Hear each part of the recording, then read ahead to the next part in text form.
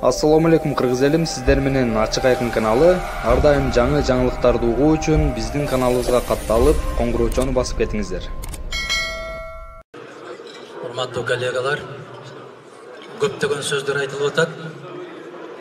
Жана ар бир сөз башталганда Өмүрбек Чиркешевич абакта деп айтышып атпайбы? Адамдын денеси кайсыл жерде болгондугу маанилүү эмес. Адамдын жүрөгү кайсыл жерде. Өздөрү бул жерде олтуруп, жүрөктөрү абакта болгондордон Кудай сактасын. Жүрөк абакта калган жаман. Адам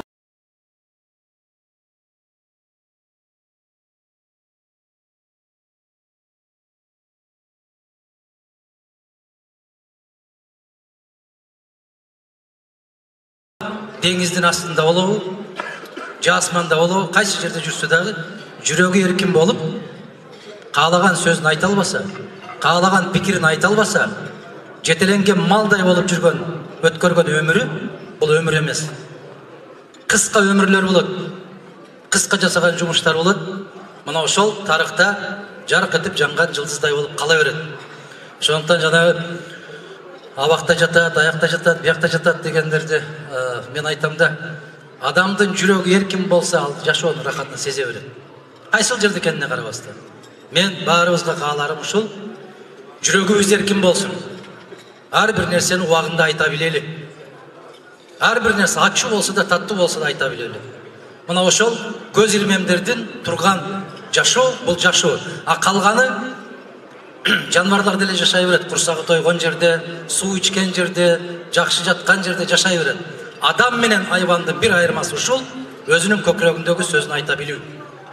Мына ушул өткөн жылы 2 жыл башта Москвада кыргыз биздин боордоштор менен жолугушуп атып, мыкты саясатчылардан кимди билесиз деген суроо келиптир. Бүгүнкү күндө дейт, эч ким жакпайт сизге, кимди мыкты саясатчы деп билесиз дейт. Мен айттым, бул Ишембай Кадырбеков менен Өмүрбек Текебаев. Саясатчымын деп жүргөндөр көп. Алар көп. Бүгүнкү күндө аябай саясатчылар көп Кыргызстанда. Серепчилер да көп. Эмне үчүн дейт, мага кийинки суроо берип атат. Текебаев сизге ушунчалык каттуу каршы чыкса дагы, сиз Текебаевди мактап атасыз дейт. Бул билесиздерби, биздин заман кандай заман болуп калды? Жаман көрүү деген жаман көрүү эмес. Жаман көрүү көз караштардын кагылыштары, позициялардын ар кандай болушу. А инсан катарында сурап атпайсыздар сиздер. Мыкты саясатчы ким деп сурап атасыздар. Ошондуктан ким болсо дагы, маселен, сабатсыз досума караганда сабаттуу кайчылаш пикирде жүргөн киши мен үчүн эң кымбат киши ошол. Бул ушул позиция куттуу болсун. Айгүл дайым жакшылыктардын үстүндө, мен жана айттым. Алла аман койгон болсо, алдыда көптөгөн жакшылыктар бар. Ошол жакшылык күндөрдү баарыбызга жараткан Алла бирге көрсөткөндү насип кылсын. Өтерін айтайын. Азыр Өмүрбек Чиркешевич айтпадыбы? Мен ишенгим келет, ал киши убадасында турат деп. Мен убадасында турарына ишенбейм, ачык айтам. Анын ниетинен күмөн санап калат эгер ал жолго барбаса дейт.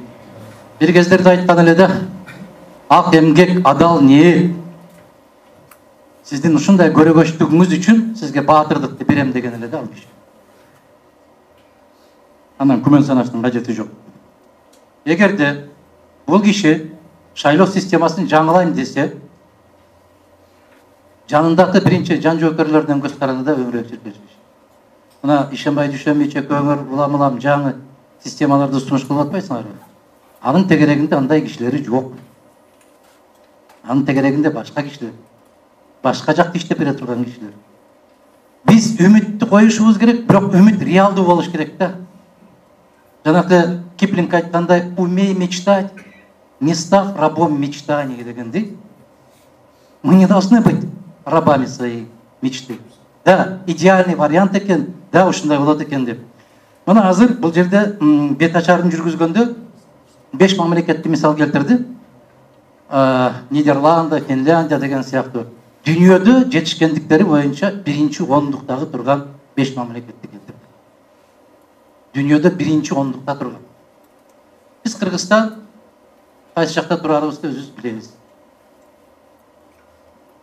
Мынау жөнөкөй эле биринчи А дегенди эмнеден башташыбыз керекпиз? Биздин жарандардын конституциялык укугу корголобу жокпу? Ушуга жооп табалычы. Бул машинаны кое туралы, башка технологияларды кое туралы. Мен кыргыз жаранымын. Мен шайлоого, шайланууга укугум барбы деген суроого жооп табалычы. Мен айтам, баса белгиле. Жок. Укугуң жок. Себеп сен өзгөндө жашап атсаң, сенин тизмең базар боргондон чыгышы мүмкүн. Базар боргондо жашап атсаң, сенин тизмең ат башыдан чыгышы мүмкүн. Калыппы? 100% чын. Форма 2 деген бария бар. Мына Оштун өзүнөн өткөндөгү шайлоодо канча киши Күлчөгө барып добуш берип келген 5 колдой билесиңер баары. Мына технология, ал технология. Тооба келтирелим мен. Тооба келтирем, айланайын. Мен Кыргызстанда жашайм. Мен реалдуу жашагым келет. Биз ирип бүткөнбүз. Бир суур дейт, азыр Önder Çirkeşov ayтканда, ошол суурдун 3 баласы болуп атпайбы? Үчөө эле казууда. Кийинки шайлоодо көрүп атасыңар азыр, могул 3 партияга даярдык көргүлө деп бир эле киши баарды чакырып чай берип аткан жок. Толгон токой миллионерлер чай берип атат. Мен канчанчы болуп кирип калам деп. Мына мен бир жума башта Москвадан келдим. Менин укугум бар деп Россиядагы биздин жарандар монда блокнот чыгарышып атат. Менин укугум бар деп футболка жасап кийишип атат. Менин укугум бар деп момундай чыгарып атат. Менин укугум бар деп чөйчөктөрдү чыгарып атат.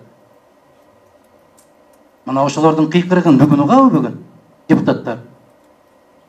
Жээнбеков угабы бүгүн? Укпайт.